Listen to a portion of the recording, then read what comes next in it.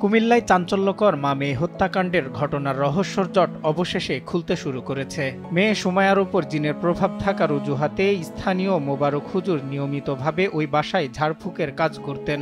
ঘটনার দিন দুপুরে প্রায় ৩ ঘন্টা ধরে পানি পড়া ও ঝাড়ফুঁকের মাধ্যমে মা মেয়েকে আলাদা কক্ষে অচেতন করে ফেলে।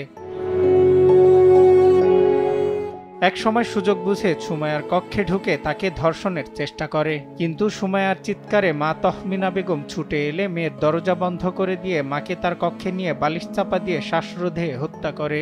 এরপর সুমাইয়ার কক্ষে ঢুকেও তাকেও শ্বাসরোধ করে হত্যা করে। পুলিশ আসলো রাত্রেবেলা, পুলিশ আসলো, সিআইডি লোকটাকে আসতে বললো তারা যে এটা ঘটনা ঘটছে ৩টার মধ্যেই ভিতরেই, কারণ মোবাইলে বলতেছে ৩টার মধ্যেই মোবাইল এই এলাকা থেকে চলে গেছে।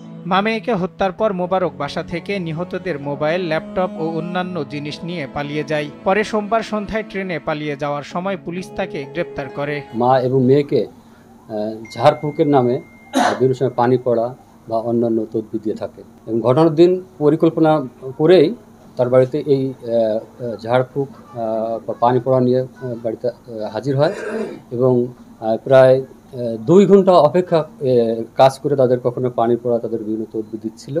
পাশের রুমে মাকে ধাক্কা দিয়ে নিয়ে বেডে ফেলে বালিশ চাপা দিয়ে হত্যা করে এবং পরবর্তীতে তার মৃত্যু নিশ্চিত হলে পাশের রুমে এসেও সুমাইয়াকেও গলা টিপে হত্যা করে। স্থানীয়রা জানান মৃত সুমাইয়া কুমিল্লা বিশ্ববিদ্যালয়ের লোক প্রশাসন বিভাগের শিক্ষার্থী।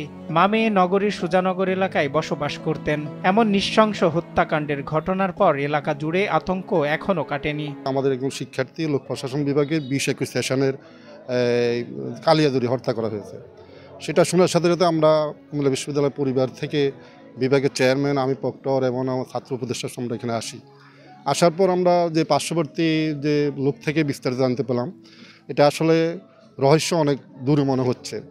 উনি বলছেন যে সিসি ক্যামেরা 1টা বাজে পরে দেখতে পাচ্ছে না। তো আমাদের পরিবার থেকে মানে কুমিল্লা বিশ্ববিদ্যালয়ের পরিবার চাচ্ছে সুষ্ঠু তদন্ত করে শাস্তি দেওয়া হোক যারা এর সাথে জড়িত, এটা আমাদের দাবি।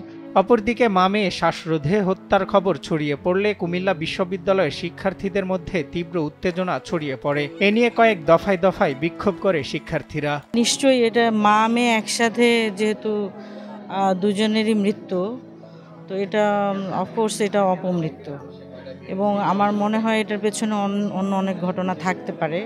তো সুষ্ঠু তদন্ত হোক এবং পোস্টমর্টম রিপোর্ট আসলে হয়তো জানা যাবে যে আসলে এর পেছনে আর কি ঘটনা আছে। এই নির্মম হত্যাকাণ্ডে কুমিল্লা বিশ্ববিদ্যালয়, শহরবাসী এবং সামাজিক যোগাযোগ মাধ্যমে তীব্র প্রতিক্রিয়া সৃষ্টি হয়। শিক্ষার্থীরা দ্রুত বিচার ও দৃষ্টান্তমূলক শাস্তির দাবি জানিয়ে বলছেন, এমন অপরাধ যেন কেউ আর করার সাহস না পায়। সজল বিশ্বাস, নিউজ ডেস্ক, দেশ টিভি।